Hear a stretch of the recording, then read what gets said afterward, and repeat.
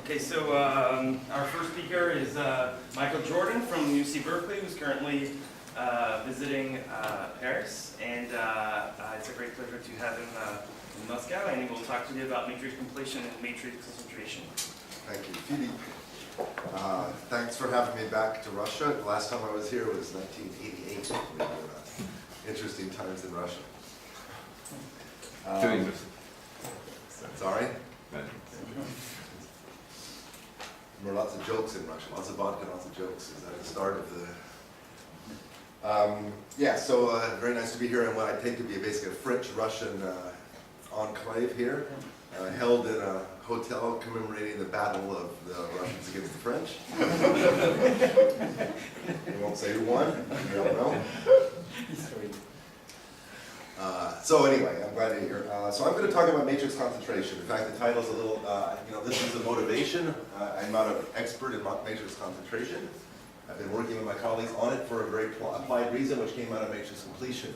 But I think in this audience, I've decided just to do the math today. I'm going to skip the motivation. You all know why you want to have objects concentrate. In particular, we want to have matrices concentrate. And there's lots of work, of course, on random matrices, huge amounts of work. On the weak convergence of random matrices, their distributional properties. And as you all know, it's hard to get distributional properties. It's a huge amount of work. And usually the limit laws are very simple. There's a few of them, kind of Gaussian or something, Poisson, or a few limit laws. But if we just want to control the tails of some aspect of a random matrix, we don't care about the distribution, and there are simpler ways we can proceed. And of course, with scalars, there's this huge, vast literature on large deviations, concentrations, and whatnot. And with matrices, it's much more limited. The core mathematical reason being that matrices are non-commutative. And that issue has been a little bit aware of that for a while, but it's been sort of hard to face it head on, and most of the people kind of try to go around it in not very satisfying ways. So it turns out that Stein's method provides, to my mind, a very, very satisfying way to handle matrix concentration. So that's what this talk is about. So I'm going to skip some slides, and I decided this morning I'm going to do something a little bit different, skip the motivation. All right, here we go. So we're going to go right to Stein's method.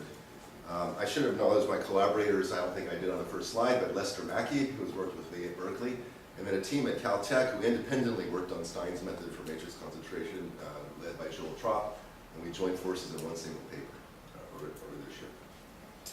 So I'm going to talk about Stein's method for matrix concentration. So we're going to be focusing on maximal eigenvalue, but we can look at other functionals of matrices. We're going to be interested in tail bounds, so probability that the maximal eigenvalue of the matrix centered is bigger than some value. We want to control that. And here's some of the examples of recent applications. You can see the literature on this is not old. A lot of papers in 2010, 9, 11. This is in fact what motivated us. We have a paper on partial random matrices for matrix completion, but there's lots of other optimization related and estimation related problems that have already used random matrices, so there's I believe will be lots more. The matrix concentration problem is hard, and the main reason is that matrix completion is not commutative. And so Lieb's method and other methods of matrix analysis, which are somewhat difficult to use as tools, they sort of allow you to peel apart things, but they don't really kind of attack the problem head on, have been used. They are restricted to sums of independent matrices in martingales. We're going to use a tool which goes beyond that allows dependence sums. We're going to get improved tail exponential inequalities and improve on that literature. The constants are going to be right for the most part. We're going to be able to extend that to moment inequalities, and we're going to be able to work with dependent sums. And so the basic tool is Stein's method. How many of you already know what Stein's method is? Okay, so yeah, it's not as widespread as one would think. It's one of the sort of 6 ways to prove the central limit theorem, and it's completely different than all the others. So all the others are essentially Fourier-based. There's an exponential somehow that factorizes, and et cetera, et cetera. Stein's method is based on differential equation ideas. So there is a certain differential equation which is solved if and only if a certain measure is Gaussian. If and only if. It's a characterization of Gaussian. Moreover, there's a topology on the space of solutions of differential equations, which is isomorphic to a topology on the space of the weak convergence. So you transfer ideas from differential equations to weak convergence. If you nearly solve this differential equation, you're nearly a Gaussian. And from that you get central limit theorems. But as Chatterjee pointed out, Stein's method also applies to concentrations to tail bounds. Okay, in actually a simpler way. So that's what the talk's So before I get into it, let me actually do something slightly complicated here, but go to some other slides, which I just prepared this morning, which just remind us how you get concentration balance. So let's see. Can I just do, okay, just do it down here? Yes. Yeah, okay, so, there we go, okay. All right, so this is Russia, I guess Bernstein, Markov, who I don't know who was originally, responsible for this line of argument, but let's just remind ourselves of how we do this kind of thing, all right? So we're interested in probability of a fluctuation of a now scalar, all right? We'll get to matrices soon. So you should be thinking about X's now as a matrix and where does this line of argument break? All right, so how you do it? Well, you tilt the thing by multiplying by a parameter that's positive and taking exponential. Use Markov's inequality to go to here. You recognize that the top is the moment generating function. And now you take the ephemerum over the theta on the right-hand side to get the tightest possible bound, and there's your kind of classical format. So nothing is broken here for matrices so far, but we haven't used any structure yet. If we go ahead, here's our moment generating function. Let's suppose that X were an IID sum to introduce some structure. So if it's an IID sum, we put in the sum right here. Because of independence, we get a product, not independence, that's just the exponential. Exponential of the sum is the product of the exponentials, and there it breaks for matrices. That's not true for matrices, not at all true.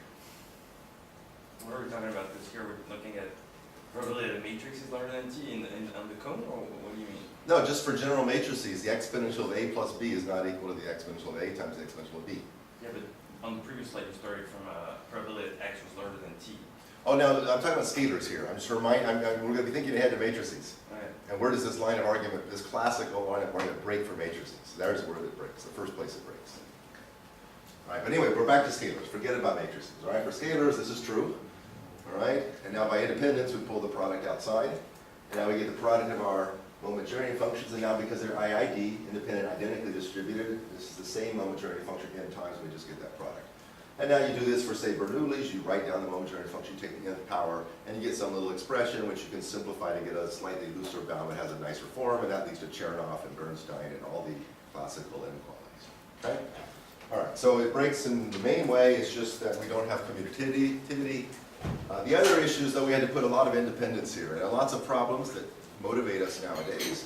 We're doing this kind of thing because life got complicated. Our algorithm imposed a complicated structure on the space of objects we're manipulating, and we have dependence, very likely.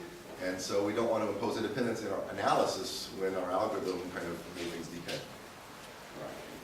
All right. So let me now go back to my main thread.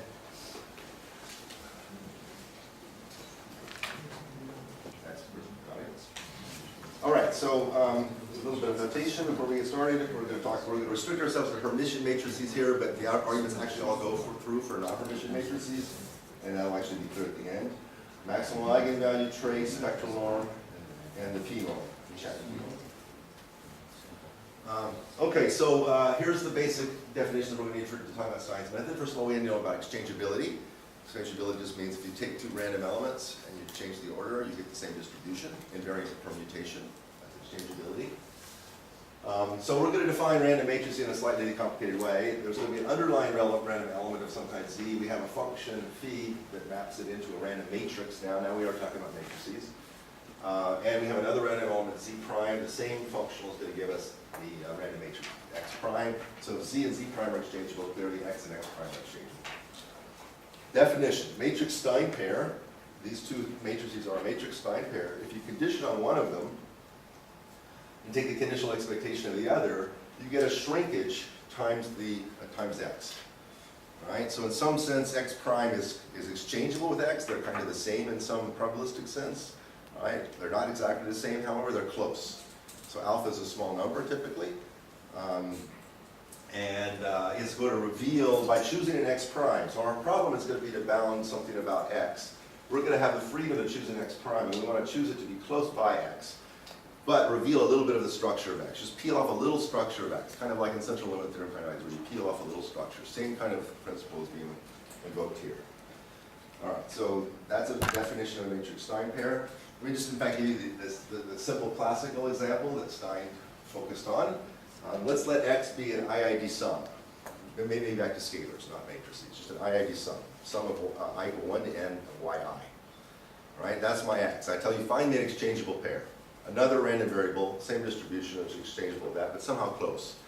Well, one way you could do it is you could take at random one of the yi's, pull it out of the sum, put in another yi with the same distribution. Now you get an object that has exactly, it's clearly exchangeable with the previous object, and it's close by, and in fact, alpha there is going to be 1 over n.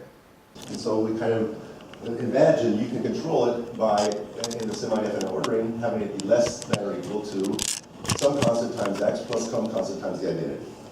Well, suppose you can do that for a particular choice of C and D. Then if you can, I can control the maximal eigenvalue at that, with that decay. Classical looking Bernstein style inequality. Here we get the Gaussian, sub-Gaussian bound, which depends on this object here, and then the more Poisson-like limit we get in the other term. I don't understand this condition that delta x has to be smaller than cx plus bi, because x, in the definition of delta x, you integrate over x. You condition with respect to z. You condition with respect to z, but you integrate with respect to x prime. Oh, okay, fine. It's conditional expectation on z, and x is a deterministic function of z, so it's measurable in z. Yeah. All right, so but this is an almost sure statement, right? So these are random variables, almost sure statement. Okay, so there you go. There it is. If d is equal to 1, d is the dimension of the matrix, then this reduces to Chatterjee. And this is tight, this is an equality for certain cases, so this d cannot be removed in general. So just one question, when alpha goes to 0, then you're in somehow the ideal case? No, you're not in the ideal case. You'll see there's a trade-off. It'll appear in the denominator at some place, and you don't want it to go to 0. And that would reveal no structure. All right, so a corollary of that is this Hoeffding inequality. So let's suppose now we are in the case of a bunch of sum of IIDs, not IIDs, independent but not identically distributed. Okay, so not going to be our general case, but let's just suppose we are. So let's center them, and let's suppose that each one of the matrices has its own personal bound. Okay, like in this classical Hoeffding case, where things lie between limits. All right, so in that case, let's define this object here. This is the spectral norm of a sum of some matrices, sigma squared. And then as a corollary to the previous result, the maximal eigenvalue of that now independent sum is controlled like that, and that looks exactly like Hoeffding. And we're dividing by a term which is kind of a measure of spread. In fact, it's actually better than Hoeffding. If you apply this result to the classical Hoeffding setup, this beats, it's tighter than the Hoeffding bound. And also, then Joel Traub's earlier work used the Leibniz inequality to do this. And again, it's a more complicated argument, and you get a result which is less tight. So we get the optimal constant of 1/2 here. Joel didn't get that optimal constant. Okay, so I'm going to just give you the rest of the talk, the argument. All right, it says that the whole point of this talk really is that this is super elementary. Stein's method is somehow magically delivers concentration bounds with a little conditional expectation calculation and a little bit of matrix analysis. It's really amazingly elementary. And really, in some sense, it's just the fundamental theorem of calculus. I'm going to try to bound a certain quantity which is complicated. I'm going to take the integral of the derivative of that. I'm going to write that object as the integral of its derivative. Right? And its derivative is going to be easier to bound. So I'm going to write down a bound, and I'm going to iterate the bound. It's kind of like the Herbst argument, or other arguments are similar to this in various areas of math. This is an instance of that. It turns out to be nicer for matrices than more direct approaches. All right, so here's our problem then. We've got to bound this maximal eigenvalue. And the first step is often people refer to Alsvad and Venter, quantum information theory paper. It's actually very elementary. I think these guys had it in an appendix. They didn't make a big deal out of it, but somehow people made a big deal out of it. It's just the fact that you get a trace here. That's all that's new. All right, so they just use the same line of argument I had a few minutes ago, showing that you get upper bound that probability by the infima over theta again of that same kind of Markov inequality type term, and times a Momentarian function, but now the Momentarian function has a trace in it. There wasn't a trace before, but now we have matrices. We need a scalar, and it turns out the trace. So why the trace? Well, the trace is bigger than the sum of all the eigenvalues. Right? We're trying to bound one of the eigenvalues, so let's instead go a little bit bigger and bound the trace. right? That's exactly why the trace appears there. Okay, so our object now is to, if we can control this, we plug it in here, and then we have our bounds. So that's what we're going to work on. All right, that's the object, which is going to be complicated to study. Instead of studying that object, we're going to study its derivative, and then integrate up the derivative. All right, what's the derivative of that? Here it is right here. It's just the expectation of the trace, and the x comes downstairs. So it's trace of x times a function of x. All right, you look at that for a minute, and you start to get a little dim of light shining in your eye. That's an inner product. A trace of a matrix times a functional matrix, that's an inner product of two matrices. All right, so we're actually asking ourselves to control an inner product. And that sounds easier than controlling this kind of complicated probability object. Okay, so here's the basic result from Stein. This is due to Stein that we're going to use, and I'm going to actually prove this on I'm going to go back to my handmade slides and prove this. Here it is right here. That's just a regularity condition. An inner product, the expectation of an x times an f of x. There's no trace here, but this result is more general. Can be rewritten if I have an exchangeable pair. So I have an x I'm trying to control. I introduce with some art an x prime, exchangeable. Then I can write this sort of inner product-like object as this on the right-hand side. It's another expectation.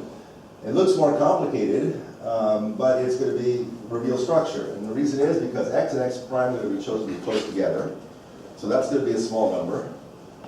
F is a smooth functional, say Lipschitz or something else. And so this is going to be close together. So we have two objects which are close to nearly zero. And so it'll probably not be maybe hard to make these, to bound the right-hand side. Okay, with some artfully chosen x prime. And here's where the alpha appears downstairs. We don't want alpha to be too small, otherwise we don't get a good value. Okay, so I decided I'm going to actually prove this because this is the core of the argument. So all the concentration is coming about from that calculation, and it turns out it's elementary. So I'm just going to go back for one more time here to my other slides. Get that cover there. All right, there's where I was. That was my example there. I don't need that. Okay, here it is. So let's try to prove that. No, for matrices. All right, so remember this definition of a Stein pair. Stein pair says that a conditional expectation is one minus alpha times the other variable. Now forget about the z's, it's not really helpful. Just a notational quibble. All right, so just rearrange that equation a little bit, and you can rewrite it like that. Okay, just elementary algebra.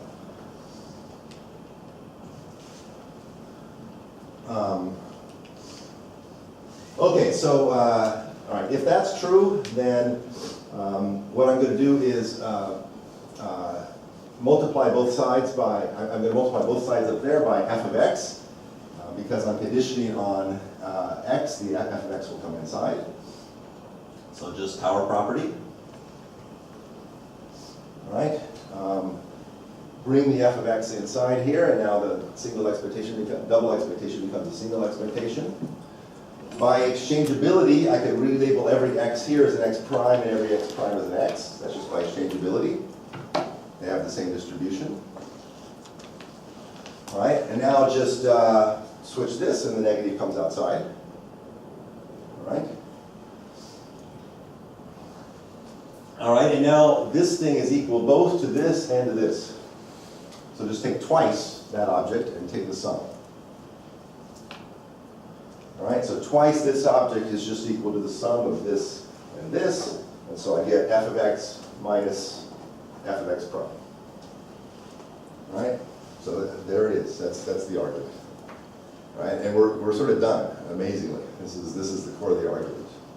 So why did you need the condition that the expectation of the norm of x minus x prime times f of x is final?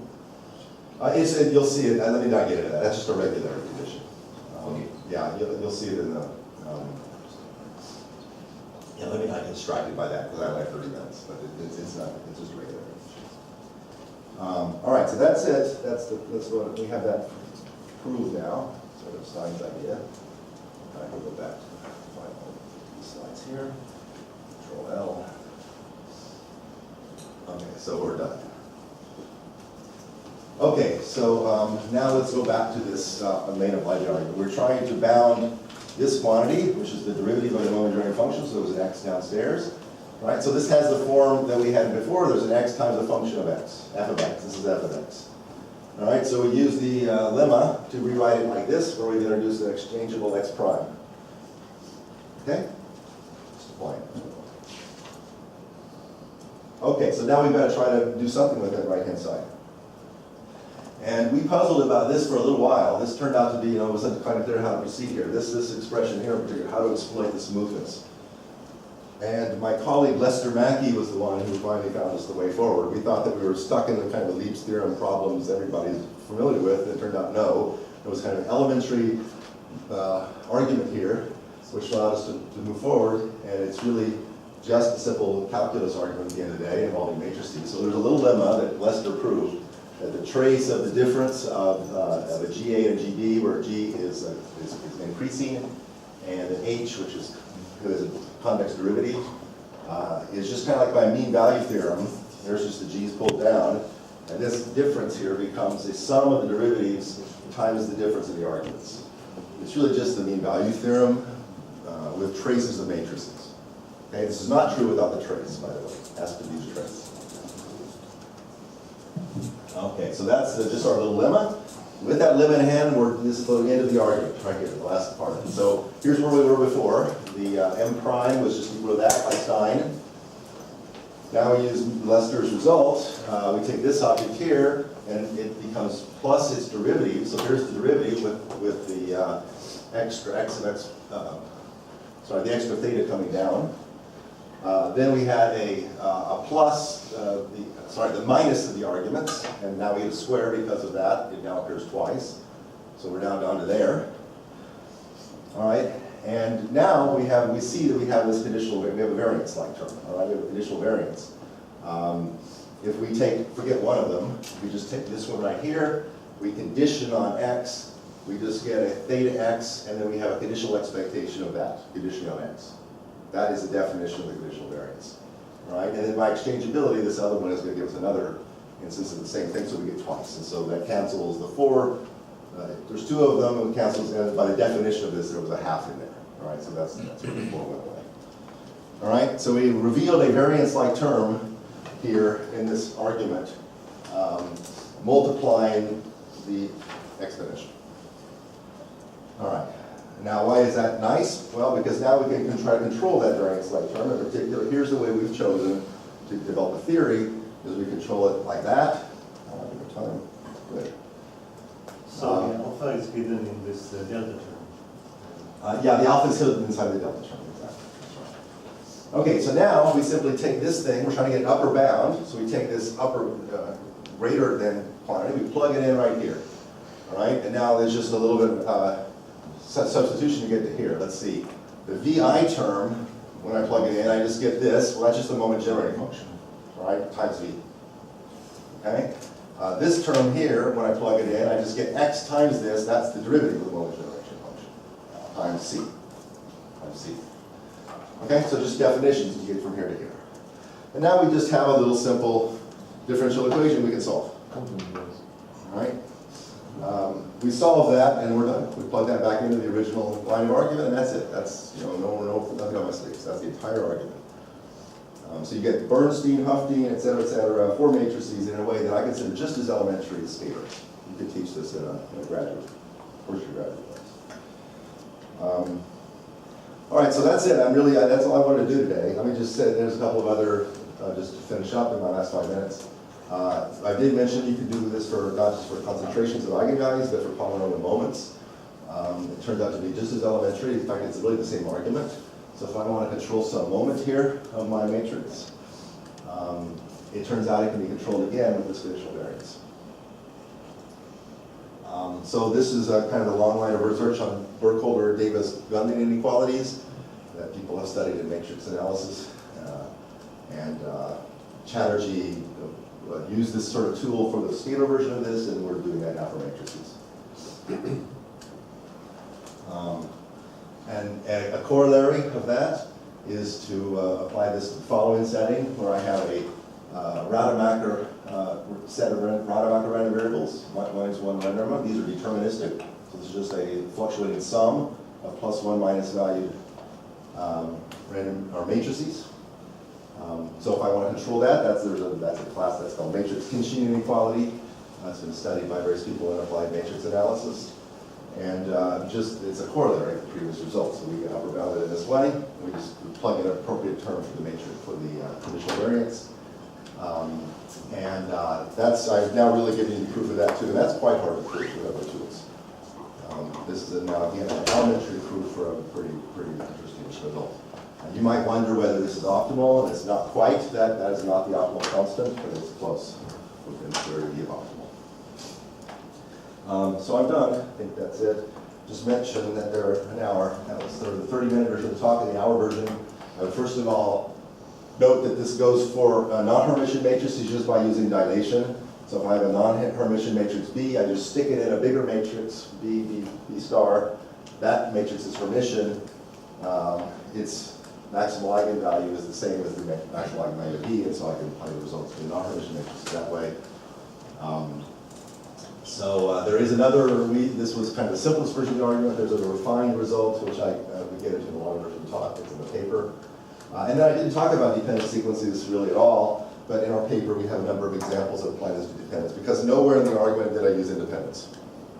Okay? I didn't say the word independence after the first introductory part of the classical results. This is not use independence at all. So we've been able, you can easily apply it to martingales.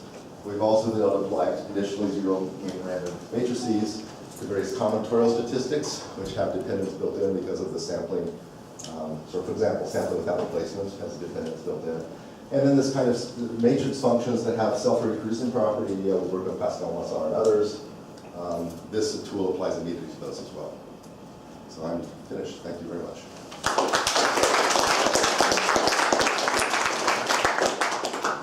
Are there any questions? What is the problem to get Hitchin inequality for P between 1 and 1.5? What are the problems you get? Yeah, the regular,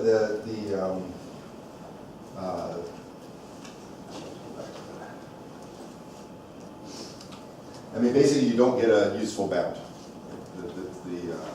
The tool is not refined enough. So the refined exponential inequality that I showed you there does apply to this. And I have some slides on that as backup, but it's a more complicated tilting argument. It's just some technical matter. Sorry? Some technical thing. It's a technical thing, yes. Okay. Any other question? Yes, at some point you mentioned that also the winter, does it eventually apply to the average trace instead of the maximum one? So Joel has a bunch of papers applying this to other matrix functionals, including actually kind of a generic thing, not Stein or not Stein, applied to other eigenvalues and averages. So there's kind of tricks you can use to get any kind of matrix concentration for the maximal to apply to others. And what you described, can it extend? Yeah, no, it's the orthogonal to Joel's trick. I was just wondering if the last lemma is difficult to prove. The last lemma, which lemma? The last one that you showed. The one that was needed, the key yes. matrix lemma? Yes, the matrix. Yeah, it's not difficult. It's just really case by case kind of. It's a little calculation. It's kind of it's not insightful, interesting, but it's just a sort of application. It's just calculation.